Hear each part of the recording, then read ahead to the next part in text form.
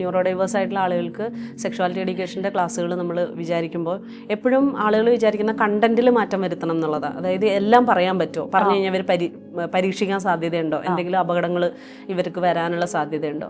ഒരിക്കലും അങ്ങനെയല്ല ചെയ്യേണ്ടത്. ഗ്ലോബലി അക്സെപ്റ്റഡ് ആയിട്ടുള്ളൊരു മെത്തേഡ് എന്ന് പറഞ്ഞാൽ നമ്മൾ കണ്ടന്റിലല്ല മാറ്റം വരുത്തേണ്ടത്, ഡെലിവർ ചെയ്യുന്ന രീതിയിലാണ്. ഉദാഹരണം പറയുകയാണെങ്കിൽ ഇപ്പം ആ കുട്ടിയുടെ ബൗദ്ധിക നിലവാരം അനുസരിച്ച് ഇപ്പോൾ IQ നോക്കിയിട്ട് ആ കുട്ടിയുടെ മനസ്സിലാക്കാനുള്ള കഴിവ്, അല്ലെങ്കിൽ ആ കുട്ടിയുടെ ലാംഗ്വേജ് കപ്പാസിറ്റി, ഭാഷ മനസ്സിലാക്കാനുള്ള കഴിവ്, അല്ലെങ്കിൽ ഈ കുട്ടിക്ക് എന്തെങ്കിലും തരത്തിലുള്ള സെൻസറി പ്രശ്നങ്ങളുണ്ടെങ്കിൽ അതിനെ മനസ്സിലാവുന്ന രീതിയിൽ അല്ലെങ്കിൽ അതിനെ അഡ്രസ്സ് ചെയ്യുന്ന രീതിയിലുള്ള മെത്തേഡ് ഉപയോഗിക്കാം.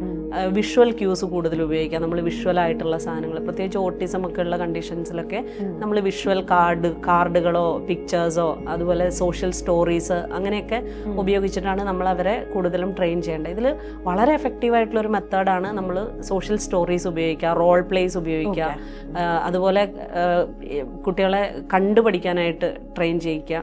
അപ്പോൾ കണ്ടുപഠിക്കാൻ എന്നൊക്കെ പറയുമ്പോഴത്തേക്കും നമ്മുടെ നേരത്തെ പറഞ്ഞ പോലെ എന്താ ലേബർ റൂം സ്കൂളിൽ സെറ്റ് ചെയ്യണമെന്ന് ചോദിച്ചാൽ മൈൻഡുള്ള ആളുകളോടാണ് നമ്മളിത് പറയണേന്നും കൂടെ ഒന്ന് ചിന്തിക്കേണ്ടതുണ്ട്.